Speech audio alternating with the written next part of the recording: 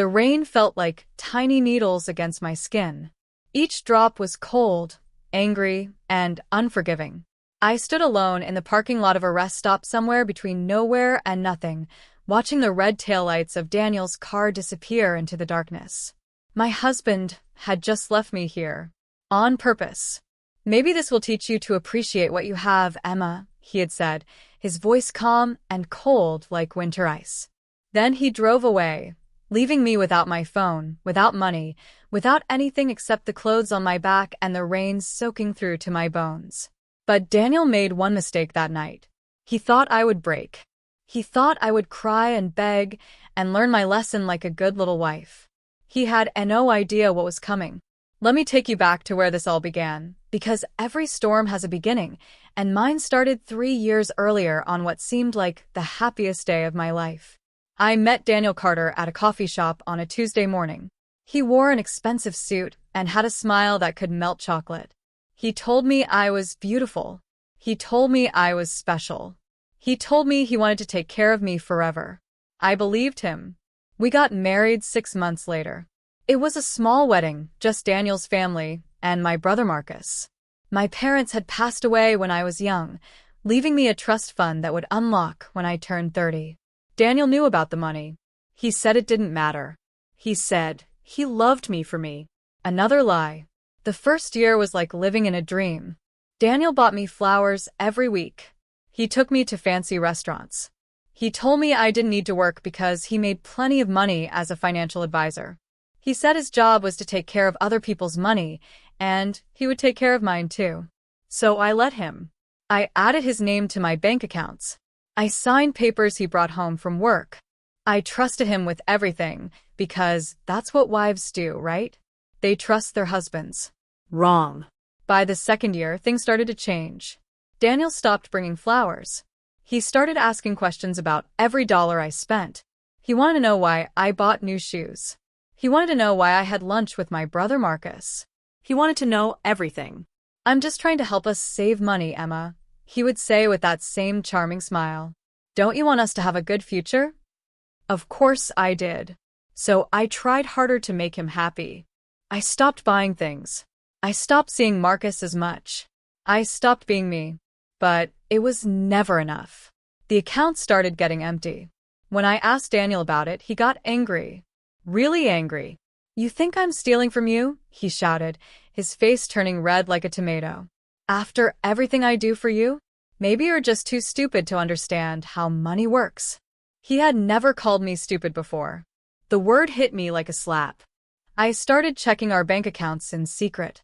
That's when I saw it, thousands of dollars moving out every month. Daniel was taking our money and putting it somewhere else. Somewhere I couldn't see. When I asked him about it again, he got quiet. Dangerously quiet. "You need to learn your place, Emma," he whispered. "You need to understand that I'm in charge here." Not you. Me. That's when the real Daniel came out. He took away my credit cards. He took away my car keys. He gave me a small allowance every week like I was a child. He told me when I could leave the house and when I couldn't. He read my text messages. He listened to my phone calls. I was a prisoner in my own life. My brother Marcus noticed something was wrong. He called me one afternoon when Daniel was at work. "Emma, are you okay?" Marcus asked, his voice full of worry. "You don't sound like yourself anymore." I wanted to tell him everything. I wanted to scream and cry and beg for help. But Daniel had installed cameras in our house. He was always watching, always listening. "I'm fine," I lied. "Just tired." But Marcus didn't believe me. Marcus never believed my lies. He's my big brother, and big brothers have a special power. They can see through fake smiles and forced laughs. "If you need me, I'm here," Marcus said. Always. I didn't know it then, but those words would save my life. 3 weeks before the rainy night, something happened that changed everything. I was cleaning Daniel's office when I found a folder hidden under a stack of papers. Inside were documents, lots of them. Bank statements showing accounts I didn't know existed. Letters from elderly people thanking Daniel for helping them with their retirement money. Emails about moving money to places called offshore accounts. Daniel wasn't just controlling MY money. He was stealing from other people too. Old people. Weak people. People who trusted him just like I had trusted him. My hands shook as I held those papers. I felt sick to my stomach. The man I married wasn't just mean, he was a criminal. That's when I made my decision. I was going to take him down. But I had to be smart. Smarter than Daniel. Smarter than I'd ever been before.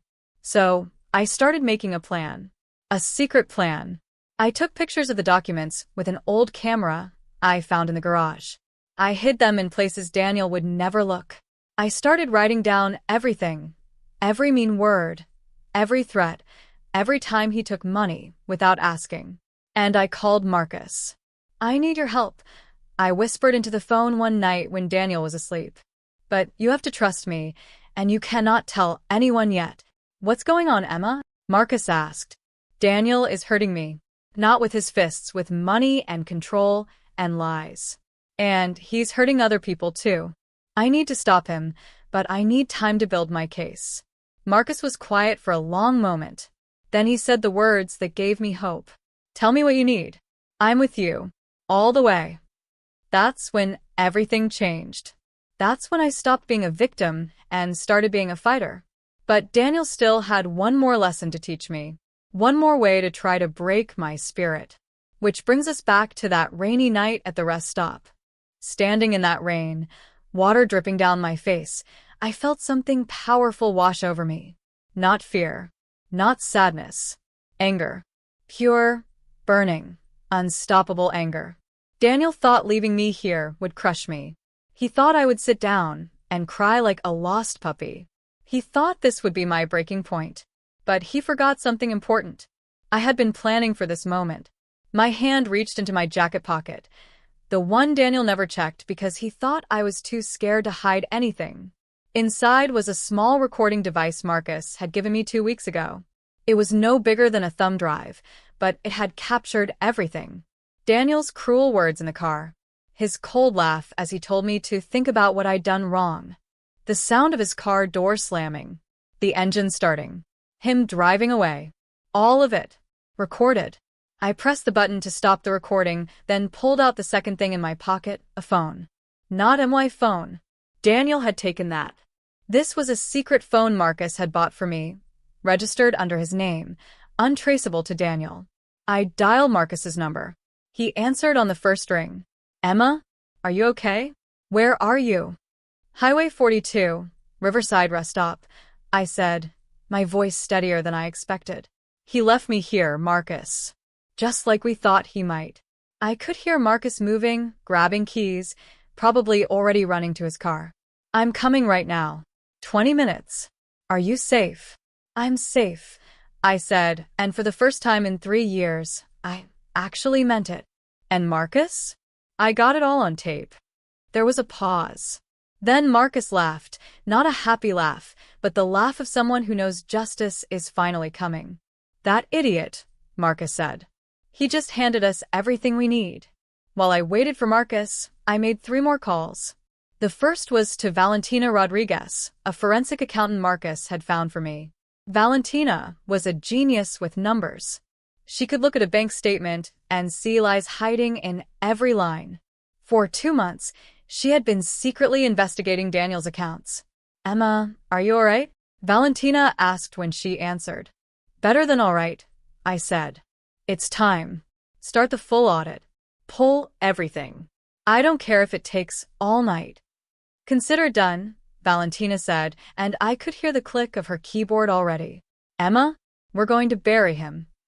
The second call was to Rebecca Stone, the divorce attorney Marcus had hired. Rebecca was known as the shark of family law. She didn't just win cases. She destroyed people who hurt her clients. Emma, Rebecca's voice was sharp and focused. Talk to me. He abandoned me at a rest stop in the rain, I said. I have it recorded. How fast can you file emergency orders? I can have papers ready by morning, Rebecca said. Restraining order, asset freeze, emergency custody of all marital property. Emma, when this hits, it's going to hit hard. Are you ready? I looked up at the rain falling from the black sky. I thought about 3 years of being controlled. 3 years of being told I was stupid. 3 years of watching my own money disappear while Daniel smiled and lied. I've never been more ready, I said. The third call was the hardest. I dialed a number I had found in Daniel's hidden files, a woman named Jennifer Walsh. According to the documents, Jennifer was Daniel's business partner's wife. She had sent Daniel an email 6 months ago that said, "I can't keep lying for him anymore. This is wrong." I didn't know if Jennifer would answer. I didn't know if she would help. But I had to try. "Hello." A nervous voice answered. "Jennifer? You don't know me, but my name is Emma Carter. I'm Daniel Carter's wife." There was a long silence. "Oh my God," Jennifer whispered. "I hope someone would call. I prayed someone would stop him." "Then help me," I said simply. "Tell me what you know." And Jennifer told me everything. She told me about the offshore accounts in the Cayman Islands. She told me about the fake investment schemes Daniel and her husband created. She told me about the elderly people they targeted, people who had saved their whole lives, only to have Daniel steal it all with fancy words and false promises. "There's more," Jennifer said, her voice shaking. "Daniel's mother knows. She helped him. She would call the elderly clients and pretend to be from the bank, getting them to share their passwords and account numbers." Emma, this goes deep. My heart pounded. Daniel's mother, Patricia, had always been sweet to me. She baked cookies. She called me dear. She was a monster in disguise. "Will you testify?" I asked Jennifer. "Will you help me stop them?" "Yes," Jennifer said, and I could hear her crying. Yes. "I'm so tired of being scared. I'm tired of lying. I'll tell everything." By the time Marcus pulled up in his truck, I had 4 allies, a recording that would destroy Daniel in court, and a fire in my belly that nothing could put out. Marcus jumped out and wrapped me in a huge hug. "You're freezing. Get in the truck." As I climbed into the warm cab, Marcus handed me a towel and a thermos of hot chocolate. While I dried off, he asked, "What now?" Now. I said, taking a sip of the chocolate. "Now we build the case that sends Daniel to prison." The next 8 months were like living in a spy movie. During the day, I pretended to be the same scared wife Daniel expected. I cooked his meals. I cleaned the house. I said, "Yes, dear, and of course, honey," and smiled when he told me I was lucky to have him. But at night, I became someone else. Marcus installed tiny cameras throughout our house, cameras so small they looked like electrical outlets or smoke detectors. Every conversation Daniel had, every phone call, every meeting with his criminal partners, we caught it all.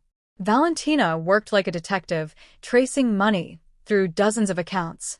She found money Daniel had stolen from his clients, over $2 million. She found the fake companies he created. She found the web of lies he had built over 10 years. "Emma, this is bigger than we thought," Valentina told me during one of our secret meetings at Marcus's apartment. "Daniel didn't just steal from you and his clients. He stole from your family trust too. The trust your parents left you? He's been draining it for 2 years." I felt sick. My parents' legacy, the money they saved to protect me, Daniel had stolen it. "How much?" I asked quietly. "Almost $500,000, Valentina said. "But here's the good news, we can prove it. Every transaction has his digital fingerprint on it." He thought he was smart, but he got sloppy. Rebecca was building a legal case that would make history. She filed the emergency orders the morning after the rest stop incident. Within hours, all of Daniel's accounts were frozen. He couldn't touch a single penny without court approval. I'll never forget the look on Daniel's face when the police served him the restraining order. "What is this?" he shouted, waving the papers at me. "Emma, what did you do?" I stood in our kitchen, calm as a summer morning, and said, "I protected myself from a thief and a liar. That's what I did." His face turned purple with rage. "You're going to regret this. I'll take everything from you. I'll make sure you end up on the street." But he couldn't touch me. The restraining order meant he had to leave our house. The house I had helped pay for with my money. Security guards Marcus hired escorted Daniel out while he screamed threats and promises of revenge. When the door finally closed behind him, I sat down on the couch and cried. Not sad tears, but tears of relief. I was free, but the battle was just beginning. Jennifer kept her promise. She gave us files, emails, and recorded phone calls. She even wore a wire to a meeting with Daniel's partners and got them talking about their crimes. Then came Nadia, another victim who found the courage to speak up. Nadia was 78 years old. Daniel had convinced her to invest her entire retirement savings, $300,000, into a fake company. She lost everything. I thought he was such a nice young man, Nadia told me when we met at Rebecca's office, tears rolling down her wrinkled cheeks. He called me Grandma Nadia. He brought me flowers on my birthday. And the whole time, he was stealing from me. I held Nadia's hand and made her a promise. We're going to get your money back, I said. And we're going to make sure Daniel never hurts anyone again. Nadia squeezed my hand. You're a warrior, Emma. Don't ever forget that. As the evidence piled up, Rebecca prepared for the big courtroom hearing. The judge would decide if Daniel should face criminal charges. If we won, Daniel would go to trial. If we lost, he might walk free. The hearing is in 3 days, Rebecca told me. Are you ready to face him? I thought about that rainy night. I thought about 3 years of fear. I thought about all the people Daniel had hurt. I'm ready, I said. And I meant it. The courthouse was huge and cold, with marble floors that echoed every footstep. I wore a simple blue dress, the same color as the sky, after a storm clears. Rebecca said it made me look trustworthy and strong. I felt like I was going to throw up. Daniel sat across the courtroom with his fancy lawyers, 3 of them, all wearing expensive suits. He wouldn't look at me, not once. His jaw was tight, and his hands were folded on the table like he was praying. Too late for prayers, Daniel. The judge was a woman named Honorable Patricia Morrison. She had silver hair pulled back in a tight bun and glasses that made her look like she could see straight into your soul. She didn't smile. She didn't joke. She just looked at the mountain of folders on her desk and said, "Let's begin." Rebecca stood up, and suddenly the whole room felt like it was hers. Your Honor, Rebecca began, her voice clear and powerful, what we will show you today is not just a case of divorce. This is a case of systematic financial abuse, elder exploitation, fraud, and criminal conspiracy spanning over a decade. Daniel's lawyers tried to interrupt, but Judge Morrison held up her hand. I'll hear the evidence. Proceed, Ms. Stone. What happened next was like watching a movie, except it was real, and it was MY life. Rebecca showed the recording from the rainy night. The entire courtroom heard Daniel's cold voice. Maybe this will teach you to appreciate what you have, Emma. They heard him drive away. They heard the rain. One of the jurors, a grandmother with kind eyes, shook her head in disgust. Then Valentina took the stand. She pulled up charts and graphs on a big screen, showing exactly where Daniel's money went. She traced $2 million from elderly clients into offshore accounts. She showed how Daniel created fake companies with names that sounded real but didn't actually exist. Mr. Carter was extraordinarily careful, Valentina explained, pointing to the screen. But he made one critical mistake. He used the same laptop for personal emails and business fraud. We recovered everything from his hard drive. Daniel's face went white. His lawyers whispered frantically to each other. Then came Jennifer's testimony. She walked to the witness stand wearing a simple black suit, her hands shaking. But when she started talking, her voice was strong. I watched Daniel and my husband destroy lives, Jennifer said, looking straight at Daniel. They would target people who had just lost a spouse, people who were lonely and vulnerable. They'd become their friends first, then slowly convince them to invest in fake opportunities. And did Mr. Carter's mother participate in this scheme? Rebecca asked. Yes, Jennifer said.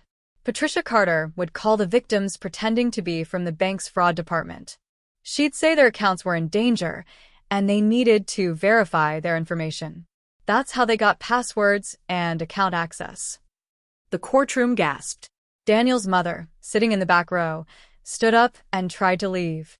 But 2 security guards blocked the doors. Judge Morrison's voice was like thunder.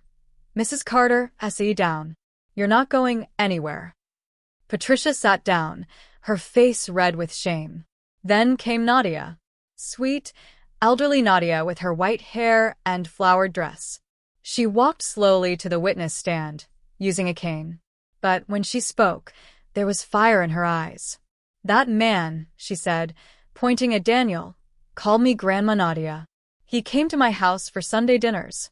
He helped me set up my computer. And then he stole $300,000 from me. My husband worked 40 years as a teacher to save that money. 40 years. And Daniel took it in 6 months. A tear rolled down Nadia's cheek. I had to move out of my house. I live with my daughter now. I eat soup from cans because I can't afford anything else. All because I trusted him. The courtroom was so quiet you could hear people breathing. Daniel finally looked up, but not at Nadia. He looked at his lawyers like they could somehow make this all disappear. They couldn't. Then Rebecca called me to the stand. My legs felt like jelly as I walked up. I put my hand on the Bible and promised to tell the truth. As if I would do anything else. Emma, Rebecca said gently, tell the court about your marriage. I took a deep breath and told them everything. The control. The isolation. The stolen money. The cameras Daniel installed to watch me. The way he made me feel small and stupid and worthless. Why didn't you leave sooner? Rebecca asked. Because he made me believe I couldn't survive without him, I said, my voice cracking. He made me believe that I was nothing. That I had nothing. That I was nothing. And what changed? Rebecca asked. I looked at Daniel for the first time since entering the courtroom. He was staring at his hands. I found out he was hurting other people, I said. When it was just me, I thought maybe I deserved it. Maybe I was stupid. Maybe I was the problem. But when I saw what he did to Nadia, to Jennifer, to dozens of other innocent people, I knew I had to stop him. Not just for me. For everyone. Judge Morrison was writing notes, her face serious and thoughtful. Then something amazing happened. The courtroom doors opened, and federal agents walked in. Real federal agents in dark suits with badges. Your Honor, one of them said, we have warrants for the arrest of Daniel Carter and Patricia Carter on federal charges of wire fraud, elder abuse, and money laundering. Daniel's lawyers started shouting, Your Honor, this is highly irregular. We haven't been informed. Judge Morrison slammed her gavel. Enough. The evidence presented today clearly shows probable cause for criminal prosecution. I'm issuing immediate orders. All of Mr. Carter's assets are frozen pending full investigation. He is to surrender his passport. And based on the flight risk and severity of charges, I'm denying bail. Daniel stood up, his face furious. This is insane. Emma is lying. She's just a bitter wife trying to... Mr. Carter, Judge Morrison interrupted, her voice ice cold. I've seen the evidence. I've heard the recordings. I've listened to multiple witnesses. The only liar in this courtroom is you. Officers, take them both into custody. The federal agents moved toward Daniel and his mother. Patricia started crying, but Daniel just stood there, frozen, as handcuffs clicked around his wrists. As they led him past me, Daniel finally looked into my eyes. He opened his mouth like he wanted to say something, maybe apologize, maybe threaten me one last time. But I spoke first.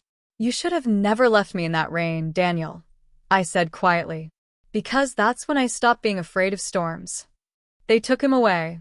6 months later, Daniel was sentenced to 15 years in federal prison. His mother got 8 years. Their accomplices received various sentences, and over 24 victims came forward to file civil lawsuits. Valentina helped recover almost all of the stolen money. Nadia got her $300,000 back, plus interest. She sent me a card that said, "Thank you for being my hero." I cried when I read it, but something even more amazing happened. With the money recovered from MY Family Trust, the money Daniel had stolen, I started something called the Phoenix Foundation. It's a place where people who've been financially abused can get help. We offer free lawyers, accountants, counselors, and most importantly, we offer hope. Marcus became the foundation's director of security, making sure every person who walks through our doors is safe. Valentina volunteers her time teaching people how to protect their money. Rebecca trains other lawyers to recognize financial abuse. And Jennifer? She became our star volunteer, using her story to help others find the courage to speak up. On the one-year anniversary of that rainy night, I stood outside our new shelter building. It was brick and stone, with big windows that let in lots of light. Above the door was a sign that read, "From Storm to Strength, the Phoenix Foundation." Marcus stood beside me, his arm around my shoulders. "Mom and Dad would be so proud of you," he said softly. I smiled. "I think they'd be proud of both of us." A woman walked up to the entrance, young, scared, with a black eye and trembling hands. She looked at the sign, then at me.